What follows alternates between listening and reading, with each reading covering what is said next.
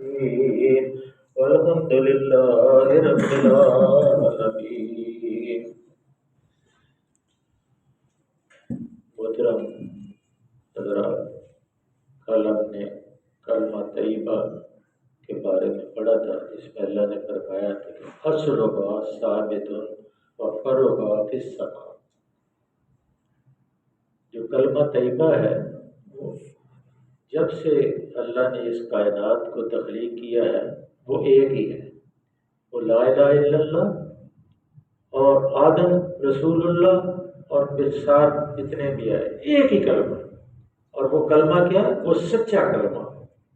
سچائی والا کلمہ، اور وہی کلمہ ایک ہی کلمہ جب سے دنیا اللہ نے تخلیق کی ہے یہ کائنات، تو کلمہ طیبہ جو ہے اس کی مثال اللہ نے دی۔ جیسے ہم نے سورہ نوح میں پڑھا تھا کہ جیسے وہ دانتیں پگھلاتے ہیں یا بارش کا پانی آتا ہے تو اس کے اوپر جب بارش کا پانی سیلاب کی شکل میں چلتا ہے تو اس کے اوپر کشو خاشاک اور جھاگ بن جاتی ہے، لیکن پھر جو اصل چیزیں ہوتی ہیں وہ نیچے بیٹھ جاتی ہیں اور وہ باقی جو ہے وہ ضائع ہو جاتی ہیں۔ اسی طرح دانتیں پگھلاتے ہیں، سونا یا چاندی پگھلاتے ہیں یا تانبا یا پیتل پگھلاتے ہیں تو اس کے اوپر بھی جھاگ آتی ہے، جو انسانوں کے فائدے کے لیے چیزیں ہوتی ہیں وہ بیٹھ جاتی ہیں اور جو جھاگ جو ہوتی ہے وہ اڑ جاتی ہے۔ اسی طرح اس صورت میں بھی ہم نے پڑھا کہ جو نیک اعمال ہوتے ہیں وہ تو انسان کے جو دوسرے اعمال ہوتے ہیں وہ کرمال، جس طرح ہم نے پیچھے پڑھا کہ وہ جیسے کافروں کے اعمال ہیں وہ ہوا کے اندر راکھ کی مانند بکھیر دیے جائیں گے اور کسی کام نہیں آئیں گے۔ اسی طرح اللہ نے کلمہ طیبہ اور کلمہ خبیث کی جو ہے وہ مثال دی۔ اس کی مثال اللہ نے یاد فرمایا توتی اکلھا کل حین باذن ربھا، اس کی جڑ زمین میں گہری اور شاخیں آسمان تک، کہ جیسے پیغمبر آتے رہے یہ اللہ کا کلمہ لے کے آتے رہے اور دین کو لوگوں کو پہنچاتے رہے اور اس کی جڑیں زمین میں پھیلتی رہی، لیکن جتنی باقی باطل قومیں تھیں ان کی کیفیت آپ دیکھ لیں کہ ان کا تاریخ کے اندر نام تک بھی موجود ہے، لیکن اس کلمے کا نام، یہ جو اللہ کا کلمہ ہے، جو کلمہ طیبہ ہے، جو نیکی ہے، جو سچائی ہے وہ قائم رہتی ہے اور جھوٹ جو ہے وہ مٹ جاتا ہے۔ اور توتی اکلھا کل حین باذن ربھا، اور ہر آن وہ اپنے رب کے حکم سے اچھے پھل دیتا ہے۔ کیسے اچھے پھل؟ کہ جیسے آپ نماز پڑھتے ہیں آپ کے اندر نظافت آ جاتی ہے، تزکیہ آ جاتا ہے، طہارت آ جاتی ہے، آپ کے ہمسایوں کے ساتھ تعلقات اچھے ہو جاتے ہیں، آپ سوسائٹی میں اٹھتے بیٹھتے ہیں، نیک اور بد کا لحاظ رکھتے ہیں، حلال اور حرام کی تمیز رکھتے ہیں۔ تو یہ ساری چیزیں جو ہیں یہ اللہ نے مثالیں دی ہیں للناس لعلہم یتذکرون، تاکہ انسان جو ہے وہ نصیحت پکڑے کہ یہ کلمہ جو اللہ کا کلمہ ہے، اللہ کا کلمہ ہی اولیاء ہے، وہی بلند ہونے والا ہے، اللہ کا نظام حکومت وہی قائم رہنے والا ہے، باقی جتنے نظام ہیں مٹ جائیں گے، کوئی نشان و نشان نہیں رہے گا۔ جیسے کئی اپنے کارلس کا آیا نظام، اسی طرح مالتھس کا نظام آیا، اسی طرح سوشلزم کا نظام آیا، اب ان کو پناہ نہیں مل رہی کہ کہاں پناہ لیں۔ پناہ ایک ہی ہے، وہ اللہ کی دامن رحمت کے اندر انسان پناہ لے سکتا ہے، وہ رسولوں کی رحمت کے دامن کے اندر پناہ لے سکتا ہے، جو رسول نظام حکومت دے کے آئے اللہ کی طرف سے، جن کو اللہ نے مبعوث فرمایا، اور پھر ان کی حفاظت بھی کی آگے سے پیچھے سے دائیں سے بائیں سے، کہ تاکہ اس کے اندر کوئی انسان دوسری ملاوٹ نہ کر سکے، تو اللہ نے ان کی حفاظت کی اور صحیح دین انہوں نے پہنچایا۔ لعلہم یتذکرون، تاکہ یہ مثالیں اس لیے دیتا ہے اللہ کہ لوگ ان سے سبق لیں۔ اور کلمہ خبیثہ کی مثال کشجرۃ خبیثۃ اجتثت من فوق الارض ما لها من قرار، کہ دیکھو آپ ابھی ہمارے یہ پہلے سامنے درخت جھاڑیاں ہوتی تھیں اور یہ کھیت ہوتے تھے، اور کئی ایسے ادھر ہمارے پاس بڑے بڑے، ہم تو پنجابی میں ان کو پہاڑ کہتے تھے، پٹھے ہوتے تھے اور اس کے اوپر کئی جھاڑیاں ہو جاتی تھی، جس کو ایسے وہ کرتے تھے تو وہ کھڑ جاتی تھی۔ لیکن ایک درخت جو ہے جیسے شیشم کا درخت ہے یا کوئی اور کوئی درخت ہے، اس کو کاٹنا بڑا مشکل ہوتا ہے، لیکن اس جھاڑی کو آپ ایسے کرتے ہو. اسی طرح جو جھوٹ ہے وہ بالکل اسی طرح مٹ جاتا ہے، وہ قائم نہیں رہتا. ایک سچائی جیسے اللہ کے رسول صلی اللہ علیہ وسلم کو اللہ نے سورہ بنی اسرائیل میں ارشاد فرمایا کہ جب اللہ کے رسول صلی اللہ علیہ وسلم نے دیکھ لیا اجازت مل گئی کہ اب کیا کرنا ہے کہ جب ہجرت کرنی ہے تو ہجرت کی اجازت ملی، دعا کی رب ادخلنی مدخل صدق واخرجنی مخرج صدق وجعل من لدنک سلطانا نصیرا. اب اشارات آ گئے تو کہا کہ مجھے یا اللہ جہاں سے بھی نکالنا ہے سچائی کے ساتھ نکال، اور جہاں بھی داخل کرنا ہے سچائی کے ساتھ داخل فرما، اور مجھے ایک بہترین سلطنت سے میری مدد فرما، مجھے حکومت عطا فرما، میں تیرے نظام کو قائم کروں. اور پھر اللہ نے کہا اچھا دعا قبول فرمائی اور کہا اعلان کرے فقل جاء الحق وزهق الباطل ان الباطل کان زہوقا، کہ حق آ گیا ہے جھوٹ مٹ گیا ہے. حالانکہ دور دور تک مار پڑ رہی تھی، صحابہ کو زمین پہ لٹا کے سینوں پہ پتھر رکھے جا رہے تھے، پاؤں میں کانٹے بچھائے جا رہے تھے، گلے میں اوجھنیاں ڈالی جا رہی تھیں، اور صرف عبداللہ بن مسعود رضی اللہ تعالیٰ عنہ قرآن سنانے کی پاداش میں اتنا مارا گیا کہ آپ بے ہوش ہو گئے. اور جب ہوش آیا تو پھر کہا کہ مجھے چھوڑے، میں پھر جا کے قرآن سناؤں. تو کہا کہ کل آپ کا عشر ہوا تھا، پتہ ہے کہتا جو مجھے اس وقت وہ ہلکے نظر آئے اس سے پہلے کبھی ہلکے نہیں نظر آئے. اس طرح نبی صلی اللہ علیہ وسلم کے بارے میں اور صدیق اکبر رضی اللہ تعالیٰ عنہ کے بارے میں آتا ہے کہ صدیق اکبر رضی اللہ تعالیٰ کو بھی اس طرح دو کو کیا گیا اور آپ بے ہوش ہو گئے. گھر میں آئے اور جب ہوش آیا تو کہا مجھے بتایا جائے کہ میرے محبوب صلی اللہ علیہ وسلم کا کیا حال ہے. کہا دودھ پی لیجیے، کھانا کھا لیجیے. کہا نہیں، جب تک میں اس حسن حسین کو نہ دیکھ لوں جس سے میرے دل کو تسکین ہوتی ہے اس وقت تک میں کھانا نہیں کھا سکتا. کہا ان کی وجہ سے تو تمہارا یہ حال ہوا ہے. ماں نے جب یہ کہا یہ حال نہیں ہے، یہ تو اللہ کے طریق میرے درجات کو بلند کیا گیا. تو پھر جب بتایا گیا کہ آپ صلی اللہ علیہ وسلم بالکل صحت میں تندرست ہیں، صحیح ہیں، اور پھر آپ کو ملاقات کرائی گئی، اس کے بعد آپ نے کھانا کھایا. تو یہ سچائی جو ہے یہ بڑی قوی ہے، بہت مضبوط ہے. لیکن یہ ایک کلمہ ہے، ایک کلمہ جو انسان کو کہنے میں بڑی دشواری ہوتی ہے، لیکن جب انسان ایک دفعہ سچائی کا قائم ہو جاتا ہے پھر اس کے بعد اس کو کوئی فکر اور فاقہ نہیں رہتا، اس کا دل مطمئن ہوتا ہے، اس سے فرشتے مسافہ کرتے ہیں، اس کو تسلیاں اور تشفیاں غیب سے آتی ہیں کہ تو نے سچ کہا. اس لیے کلمہ طیبہ اور کلمہ خبیثہ کے اس فرق کو ہر وہ شخص بآسانی محسوس کر سکتا ہے جو دنیا کی مذہبی، اخلاقی، فکری، تمدنی تاریخ کا مطالعہ کرے. وہ دیکھے گا کہ آغاز تاریخ سے آج تک کلمہ طیبہ تو ایک ہی رہا ہے، مگر کلمہ خبیثہ بے شمار پیدا ہو چکے. کلمہ طیبہ کبھی جڑ سے نہیں پڑھا جا سکا، مگر کلمات خبیثہ کی فہرست ہزاروں مردہ کلمات کی صورت میں صفحات تاریخ کے اندر موجود اور کئی تاریخ کے اندر بھی موجود نہیں. لیکن کلمہ طیبہ اول سے لے کر آج تک قائم اور قائم انشاءاللہ رہے گا. اور ہر کلمہ طیبہ جہاں جس شخص یا قوم نے بھی صحیح معنوں میں پڑھایا اس کی کچبوس کو، اس کا ماحول جو ہے معطر ہو گیا، اس کا ارد گرد سارا جو ہے چاقو چبند ہو گیا، نورانی ان کا معاشرہ بن گیا، امن اور چین آ گیا. لیکن جہاں بھی کلمہ خبیثہ پلا ہوا ہے وہ آپ ہماری حالت دیکھ لیں. ایک اللہ کے وعدے کی ہم نے خلاف ورزی کی، کیا کہ جو سود کھاتے ہیں ہر من اللہ بر رسول، اللہ اور رسول سے وہ جنگ کرتے ہیں. تو یہاں سود کھاروں کو ڈگریاں دی جاتی ہیں، بینک سودوں کے اوپر چلتے ہیں، سارا نظام سود کے اوپر ہے. ہر چیز بل نہیں اگر آپ دیتے تو آپ کو سود ادا کرنا ہے کہ اتنی دیر آپ نے بل نہیں دیا اتنا اس کے اوپر سود. جب اللہ اور رسول کے ساتھ جنگ کریں گے تو پھر آپ بچ کیسے سکتے ہیں؟ اب آگے کی جو آیتیں ہیں وہ آخرت کے بارے میں بھی ہیں اور دنیا کے بارے میں. یثبت اللہ الذین آمنوا بالقول الثابت فی الحیاۃ الدنیا وفی الآخرہ ویضل اللہ الظالمین ویفعل اللہ ما یشاء. ایمان لانے والوں کو اللہ ایک قول ثابت کی بنیاد پر دنیا اور آخرت دونوں میں ثبات عطا کرتا ہے، دنیا اور آخرت دونوں میں ثبات عطا کرتا ہے.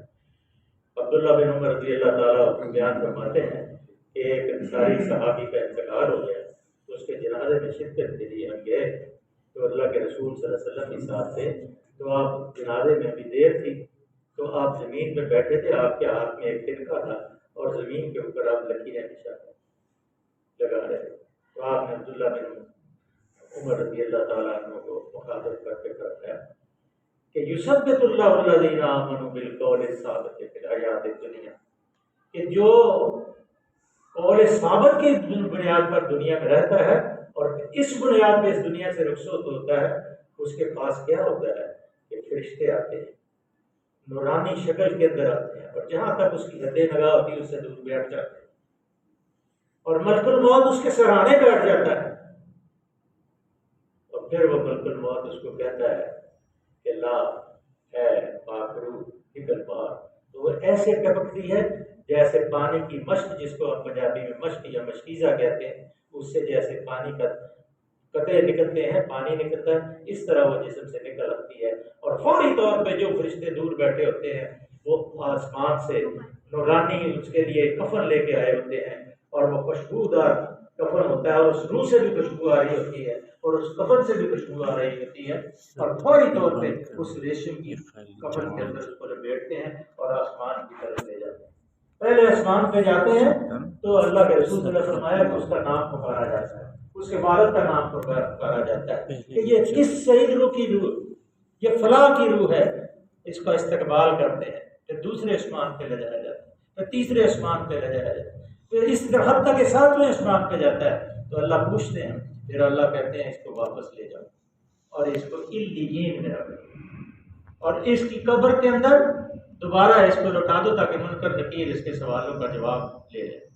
پھر وہ واپس آتے ہیں، پھر اس کے اندر رکھتے ہیں، پھر وہ قبر کے اندر سوال جواب جو آپ نے اکثر علماء کرام سے سنے ہو کہ مشہور سوال ہیں. تو پہلے جب انسان آتا ہے تو سوال کرنے والے تو دائیں سر کی طرف قرآن آ جاتا ہے، کہتا ابھی ٹھہر جاؤ، ابھی یہ تھکا ہوا ہے قرآن پڑھتا ہوا، ابھی میں اس کا ساتھ نہیں دینا. دائیں آتا ہے نماز آ جاتی ہے، بائیں آ جاتا ہے روزے آ جاتے ہیں، اور اگر پاؤں کی طرف آتا ہے تو اور نیکی ہے. پھر وہ کچھ سستانے کے بعد پھر اس سے پوچھتے ہیں تو عصر کا اللہ کے رسول صلی اللہ علیہ وسلم فرماتے ہیں نماز عصر کا ٹائم ہوتا ہے. تو وہ جب سوال شروع کرتے ہیں کہتے ٹھہر جاؤ، مجھے پہلے نماز پڑھنے دو. کہتے یہ تو بیگم تھا کہ تو پہلے نماز پڑھے. پھر وہ سوال کرتے ہیں، کہتے کیا من رب ہوگا؟ تیرا رب العالمین،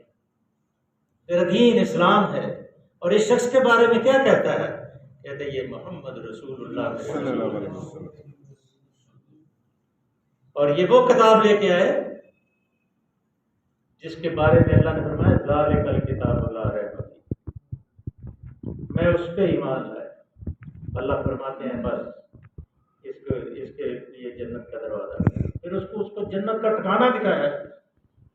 اور وہ ٹھکانہ جب دیکھ لیتا ہے تو کہتا ہے میں ابھی اس کے اندر جاؤں. تو فرشتے کہتے ہیں ابھی سو جا جیسے پہلے رات کی دلہن سوتی ہے، اور تو آرام کر،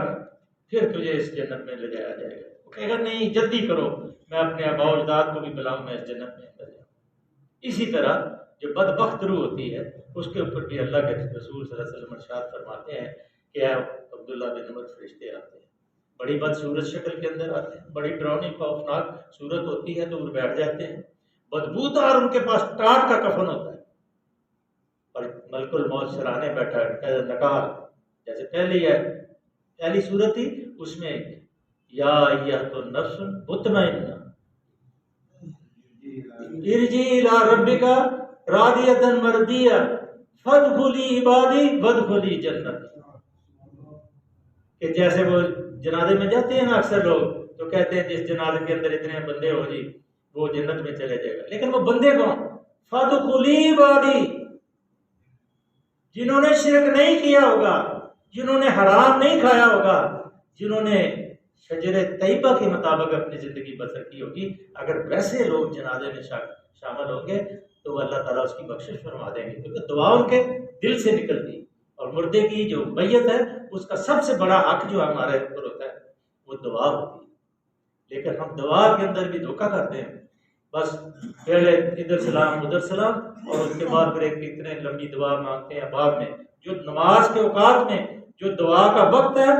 اس وقت ہم دعا نہیں مانگتے۔ وہ بھی ایک میت کے ساتھ دھوکہ ہے کہ سب لوگ باوضو ہوتے ہیں، نماز کے اندر کھڑے ہوتے ہیں، سلام سے پہلے جو کہتے ہیں نا کیا یار ربنا اغفر لحیتنا و میتنا، اللہم اغفر لحیتنا، اس کے بعد لمبی چوڑی اور دعائیں ہیں، یہ نہ شفاعتہ ادخلہم جنت الفردوس، اللہم نور قبرہ، بے شمار دعائیں ہیں۔ اور پورا جو عالم آدمی ہوتا ہے، جو صحیح، جس کو فکر ہوتی ہے کہ میں ذمہ دار ہوں اس کے لیے دعا کرنے کا، تو وہ پھر اتنی لمبی دعا کرتا ہے، اس کا دل چاہ رہا ہوتا ہے کہ یا اللہ میری اس دعا کے صدقے اس کو جنت میں داخل کر دے۔ تو یہ کیفیت جنازے کی ہو جائے تو پھر یہاں اللہ کے رسول صلی اللہ علیہ وسلم فرماتے ہیں پھر اسی کیفیت میں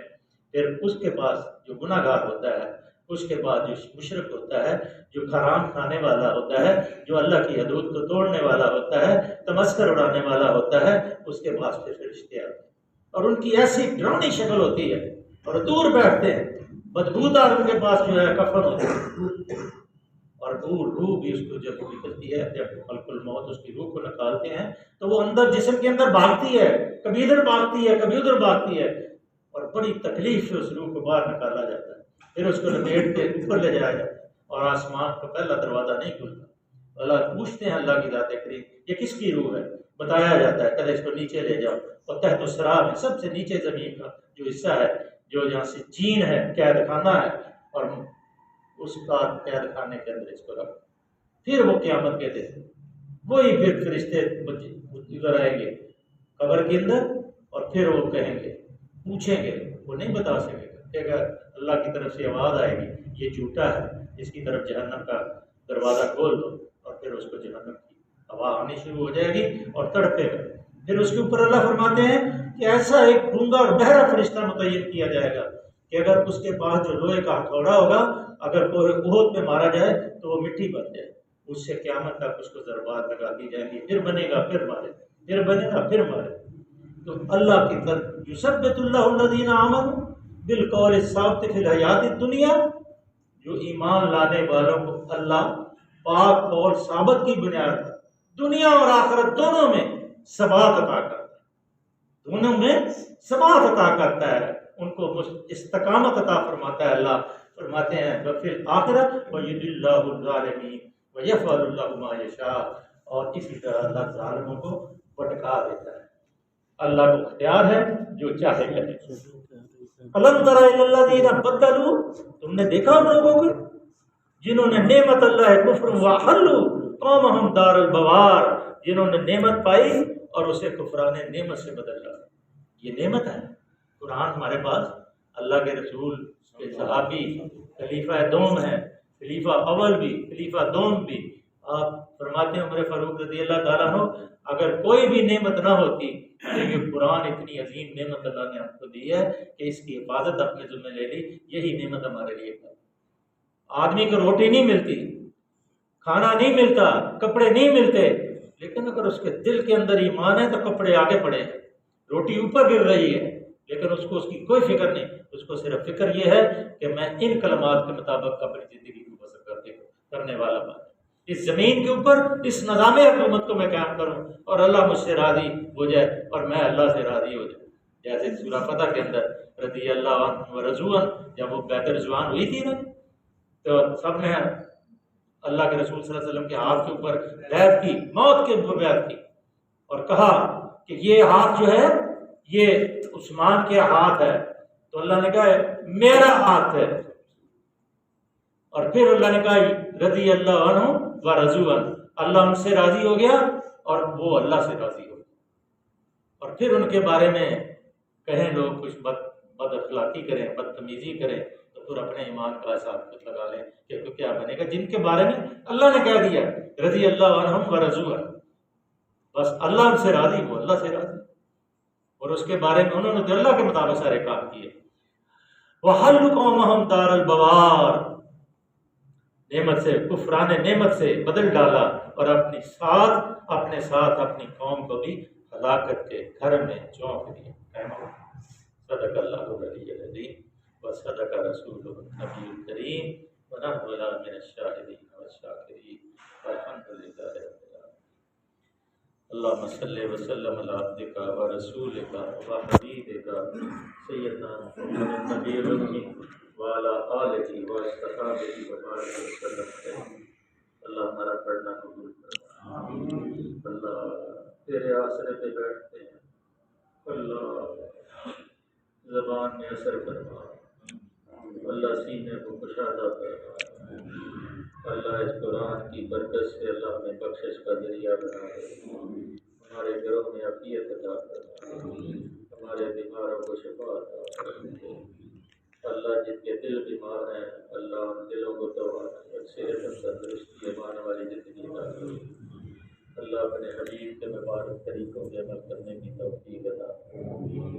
حلال میں وسعت عطا فرما دے، حرام سے بچنے کی توفیق عطا فرما. صلی اللہ تعالی علیہ وسلم.